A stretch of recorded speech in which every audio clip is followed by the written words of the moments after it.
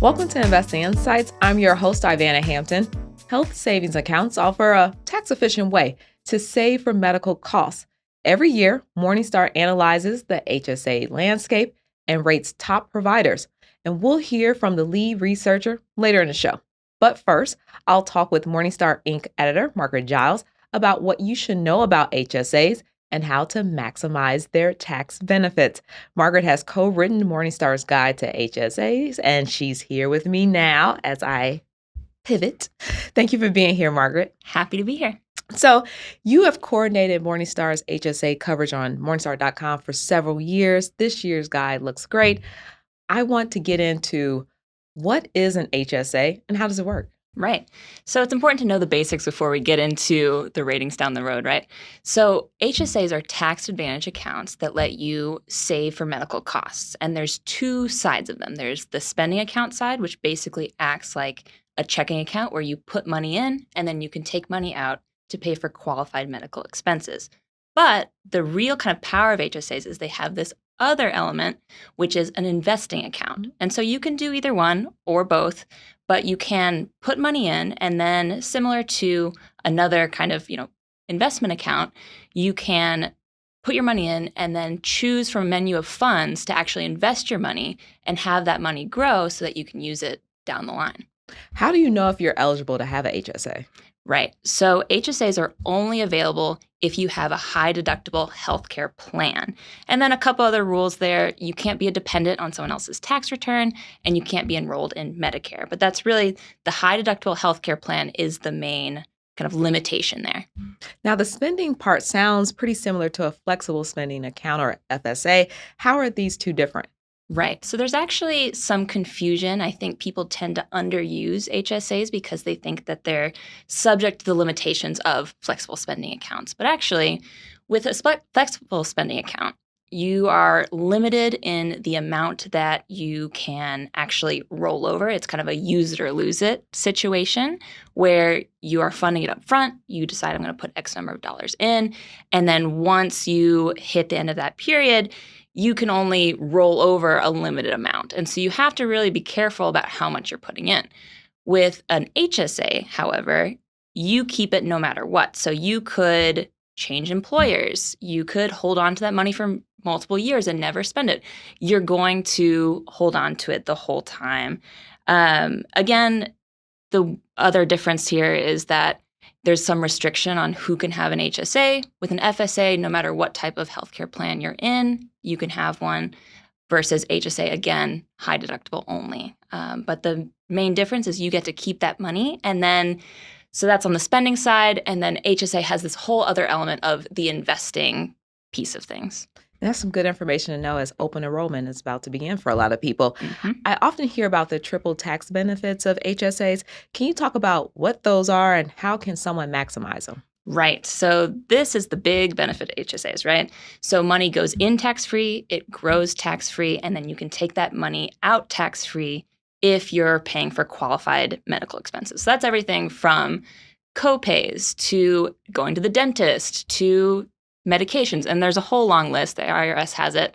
Morningstar also has a list of expenses that you can count towards your HSA.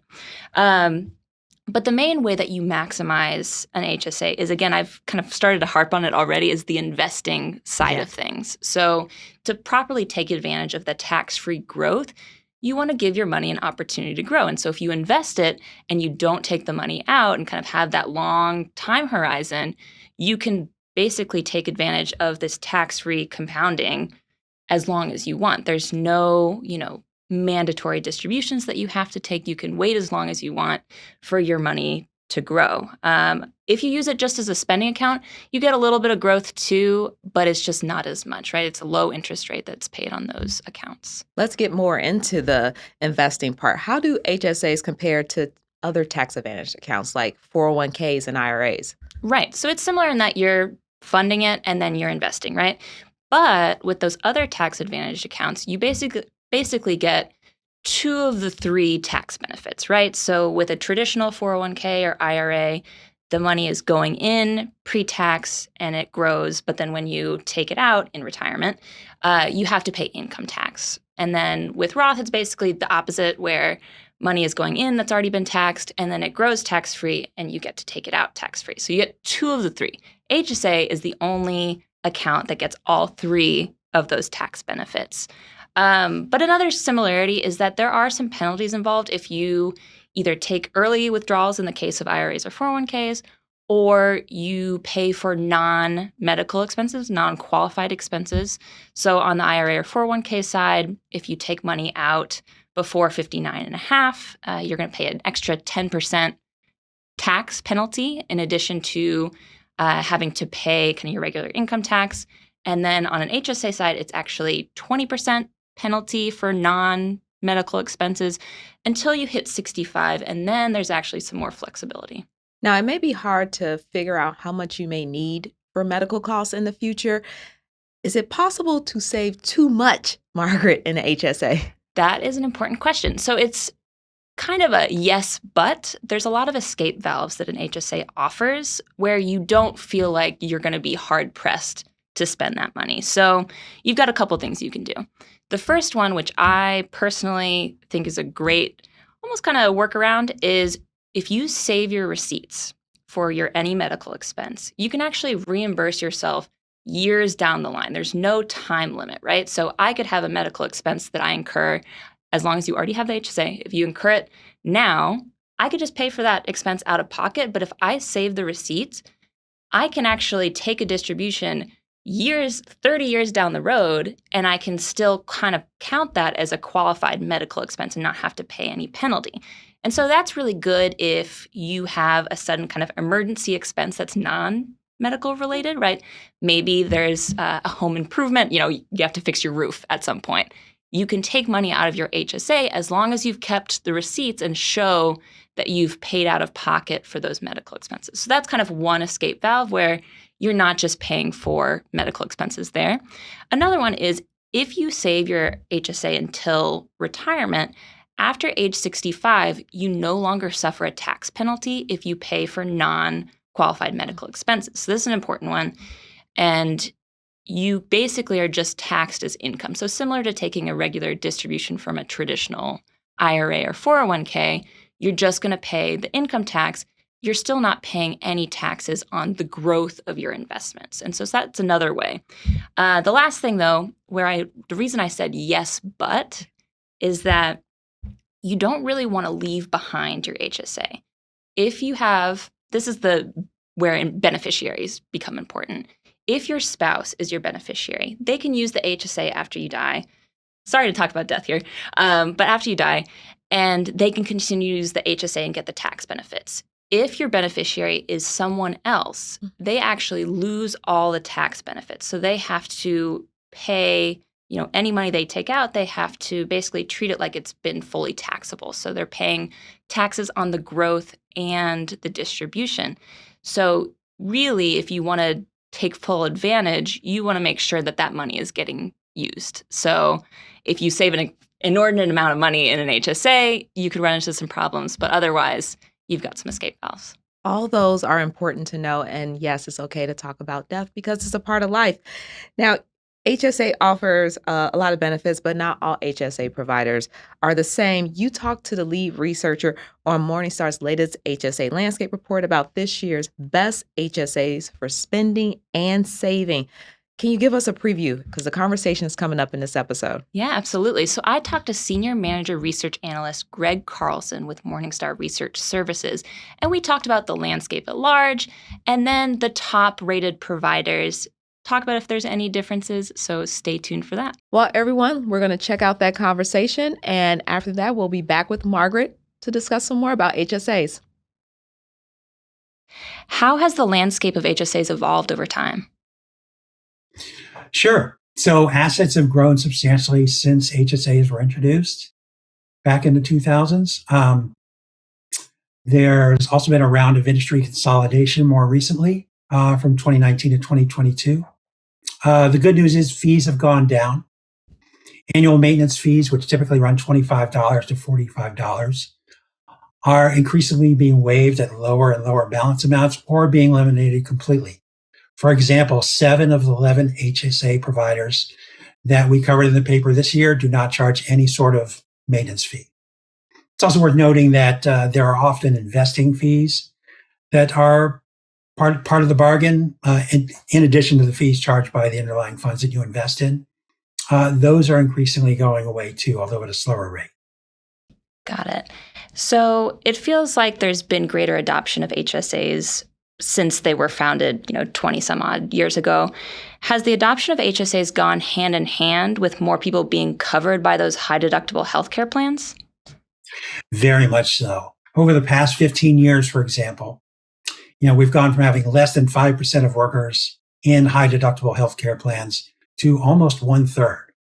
And in the meantime, HSA assets have increased by almost 20-fold over that span. Wow, that's some amazing growth. So I mentioned Morningstar has this report coming out on the HSA landscape, and Morningstar rates those HSA providers every year. What goes into those rankings? So we rank providers on two use cases. One, spending account, where you save your money in a money market-like account and get paid an interest rate. But also as investing accounts. That's where you're accessing that menu of mutual funds or ETFs and holding on for a longer period, probably. Fees are a very important part of the ratings, but we also evaluate interest rates offered as well as investment menu quality, among other factors. Got it. So let's start with that spending use case. What makes a good HSA looking for someone to use their HSA as a spending account to cover those current costs? Yeah, what you want is you don't want any fees eating into your savings, and you want a competitive interest rate so that your money grows. Got it. And so when we look at the rankings, who's in the top three? So standing alone at the very top is Fidelity. That's the only provider to earn our highest rating as a spending account. They don't charge any fees, and they pay what is far and away the highest interest rate in an FDIC insured option. There are a half dozen other providers that earn an above average assessment. Most of those don't charge a maintenance fee either, but their interest rates are often pretty low. First American Bank offers the best interest rate among that group. Got it. So it sounds like Fidelity in this, at least, use case is really kind of a cut above the other providers. Definitely. Okay, so let's pivot a little bit to the investing use case. What's the most important there for someone who's looking for, an HSA that they can invest and use down the road? Yeah, again, low fees here are really important. Also, a well-designed investment menu with high-quality offerings, that's really essential. We think that high Morningstar Medalist ratings are a strong indication of quality. And ideally, a provider won't require a certain minimum spending account balance before you can start to invest. Got it.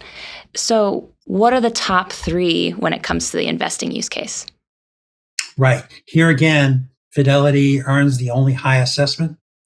It charges no investing-related fees. You only pay the expense ratios of the funds that you invest in.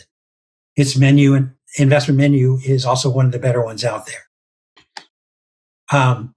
Going further down the list, there are several that earn an above average rating. Health Equity earns the second best overall score.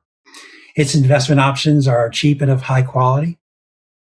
I would also mention here New Synergy, which is a new one in our paper. It's a provider that's expanding the reach of its plans.